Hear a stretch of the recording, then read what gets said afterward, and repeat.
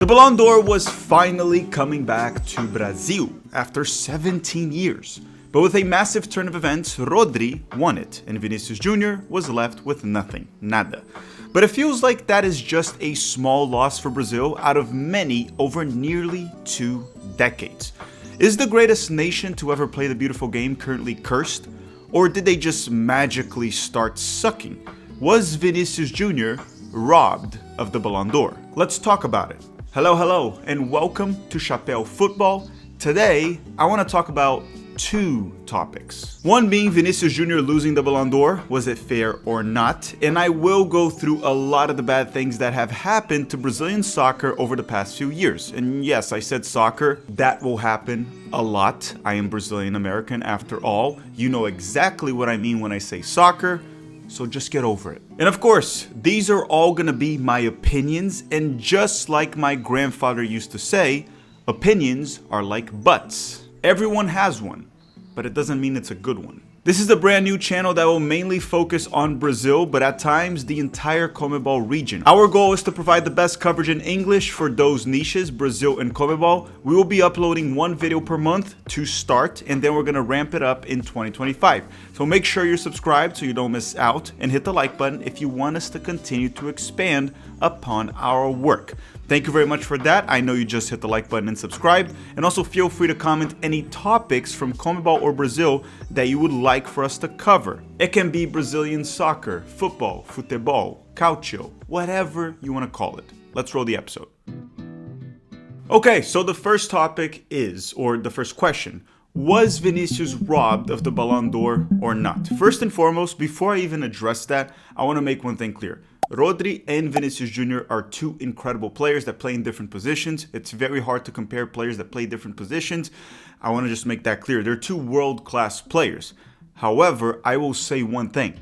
This Ballon d'Or here in 2024 was probably the weakest, or one of the weakest that I've ever seen in my entire life. No, seriously, I can go back maybe the past like 20 Ballon d'Ors or so, and likely all top 3 players of each edition would win it this year, with some rare exceptions like Frank Lampard and Steven Gerrard, which personally I thought they were a bit overrated. Good players, but overrated.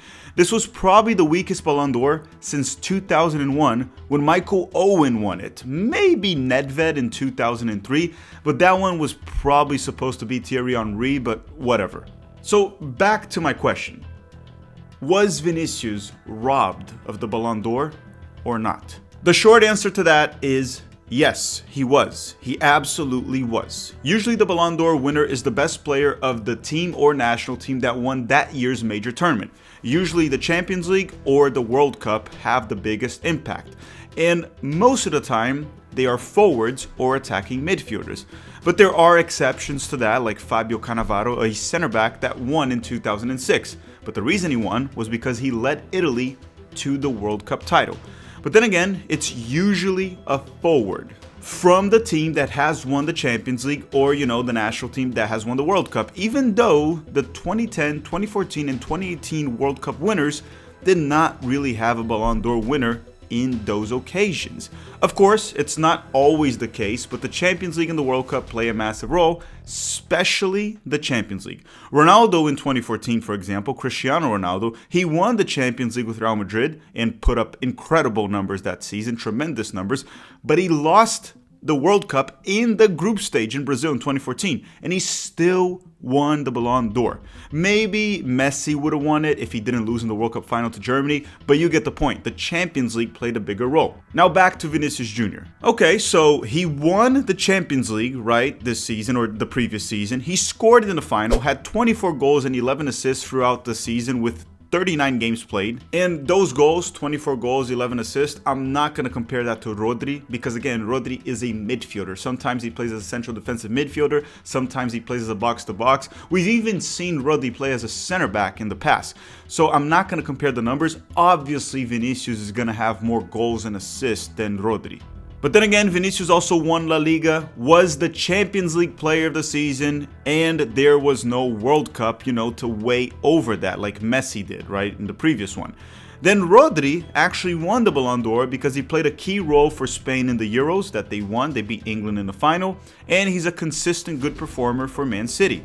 You know, the same Spain that won the Euro final without Rodri during the second half. You know that, right? He didn't play in the second half when they scored all their goals. And also, Manchester City seems to be doing fine without Rodri. They were leading the Prem this season, and Rodri barely played because of a torn ACL. I'm not questioning how good Rodri is. What I'm questioning here is, why is the success of his team falling mostly on him? He's a key player for sure, and Man City misses him, and Spain would miss him as well. But again, you get the point, right? Look, Vinicius should have won the Ballon d'Or, as I already said. Their whole voting system for this award is a joke, right? Apparently, or allegedly, there was even a Salvadorian journalist that didn't even vote Vinicius Jr. in the top 10. A complete disgrace. The only argument against Vinicius would be his national team performance, which is a much smaller data sample size. Plus, Brazil has been quite dysfunctional lately. It's not an excuse. Most players have been crap, including Vinicius, and it's a fair criticism towards him. But again, it's a much smaller sample size than his Real Madrid season. You know, it just feels like Rodri or Haaland should have won the previous season when they won the Champions League, right? Either one would have been fine. But instead, FIFA gave it to Messi, or not FIFA, the Ballon d'Or award was given to Messi because he won the World Cup. So it seems like this year, they're just like, you know, we kind of messed up the season before, so we're just going to give a Man City player the award this time around. And they decided to give it to Rodri because he won the Euros. Most likely, that's the reason. By they, I mean the journalists that voted. Listen, maybe a few can argue that it's 50-50 between Rodri and Vinicius. I don't agree with it, but sure, let's say it's 50-50. If it's 50-50, then you give it to the forward. This game is about scoring goals. Of course, every position is important, but it's much easier to defend than it is to attack. It's tough to play in the final third. And I know Rodri is actually goal dangerous, especially for a central defensive midfielder. He can also play box to box, and he has a few times. I'm not questioning Rodri's quality on both ends. But if it is 50-50, you give it to the forward, the player that can dribble, blow by an opponent, score multiple goals. So yes, in my humble opinion, Vinicius Jr. was robbed of a Ballon d'Or, and I will die on this hill. Okay, but let me know your thoughts in the comment section down below. Who should have won the Ballon d'Or in 2024? Lautaro Martinez, Vinicius Jr., Rodri, Jude Bellingham. And now let's talk about Brazil as a whole. Is Brazil cursed? Because it sure as hell feels like they are. The last time Brazil won a World Cup was in 2002 with that legendary trio, Ronaldinho, Ronaldo, Rivaldo, and they also had Roberto Carlos, Cafu, a legendary team. And they also had a good run up to 2005 where they won the Copa America, Confederations Cup. But ever since the 2006 World Cup, a lot of bizarre things have happened to Brazil. A lot of bad things have happened to Brazil. So we must ask that question that I just said, right? I just asked like a minute ago. Is this great nation cursed? No, seriously, because the talent is still there. I mean, the coaches do suck, but they do have great players, very talented players. Hey, maybe that's the curse. Shitty coaches. So let's go through the many things that have gone bad with Brazil from a team and players' perspective over the past almost like 20 years at this point.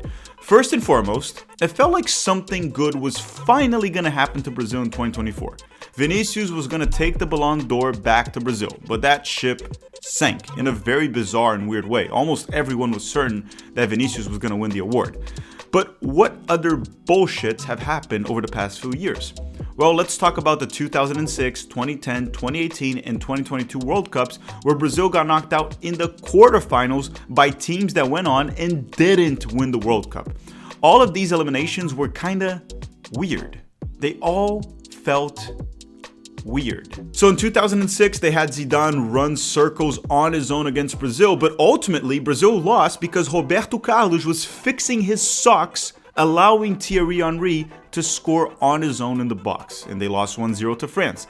In 2010, with a bizarre second half collapse where Julio César, aka Buzz Lightyear, messes up, the Dutch score, and then Felipe Melo goes bananas on Robin, gets a red card. Ultimately, Brazil gets knocked out by the Dutch, even though Brazil was clearly better, especially in the first half. Now in 2018, the Belgium loss was also brutal, but probably the most painful one was the 2022 late extra time collapse against Croatia. The game was set. Neymar had won that game for Brazil. But you know, Chichi is a dumbass and Fred was playing. It's not the first time a Fred screws over Brazil. Which kind of brings us to the 2014 World Cup. If you notice, I kind of skipped that. And yes, that was when Brazil had the historic 7-1 loss to Germany at home in the semifinals. Something no one has ever expected to happen throughout history. Not even the most pessimistic Brazilian fans, nor the most optimistic Germans. No, seriously, couldn't Brazil have lost 2-0, 3-1, 1-0, 2-1? Seriously, 7-1? If you're going to lose 7-1 in the semifinals, Brazil might as well have lost to Chile in the round of 16. Remember when Pinilla hit that ball off the post? I believe it was at the end of extra time, and then it went to penalty shootouts and Brazil defeated Chile? That ball should have gone in. And if it had gone in, it would have saved Brazil from a bigger embarrassment. And things have been so bad for Brazil that back in 2020, Ronaldinho was arrested in Paraguay. Ronaldinho, one of the most adored Brazilian players of all time, was arrested for holding a fake Paraguayan passport. You seriously can't make this stuff up. You really can't. Let's also add the fact that Brazil's top talent over the past 14 years and one of the best Brazilian players of all time, Neymar, couldn't win a single Ballon d'Or because he played during an era of two freaks called Messi and Ronaldo. Well, what about Brazil also having Adriano, the center forward that was needed after Ronaldo got fat and retired?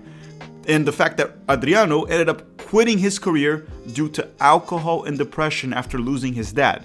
It seems like nothing worked in Brazil's favor over the past 20 years or so. And understand that this is not an infomercial, but wait, there is more. On top of all of that, in 2021, Argentina won with Messi his very first international trophy against Brazil in the Copa America in Brazil. To make the matters worse, that set the tone for Argentina to go on and win the 2022 World Cup. It's been rough, like everything goes wrong. And I'm sure the tides will turn eventually. We're going to make a video in December talking about the downfall of Brazil and why I expect them to rise again very soon and how this actually happened in the past, in the 70s and the 80s with Brazil. So we're going to talk about that in a separate video this December of 2024.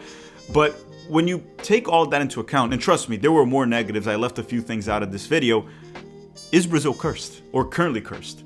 But don't worry, they'll bounce back very soon. We'll explain that in December. Alright everyone, thank you very much for watching. Don't forget to drop a like before you go. I'm your host Filippo here at Chapéu Football. Don't forget to subscribe. The channel is brand new. We'll be doing one video every single month early on. And in 2025, we'll make sure to ramp that up and provide great coverage for Brazil and CONMEBOL leading into the 2026 World Cup. I want to thank you all very much for watching and have a great day.